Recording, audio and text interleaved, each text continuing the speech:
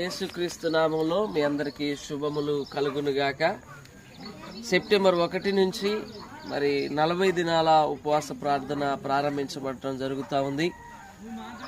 మనకు తెలుసు, దేవుడు అనేక మార్లు చెప్పి ఉన్నాడు, ప్రార్థన వలనే ఈ విధమైనది పోవుట సాధ్యము. అది ఏదైనా కానీ మన జీవితంలో కఠినమైన పరిస్థితులు ఉండొచ్చు, ఇబ్బందులు ఉండొచ్చు, అనారోగ్య సమస్యలు, అప్పుల సమస్యలు, ఎన్నో సమస్యలు మన జీవితంలో ఉండొచ్చు.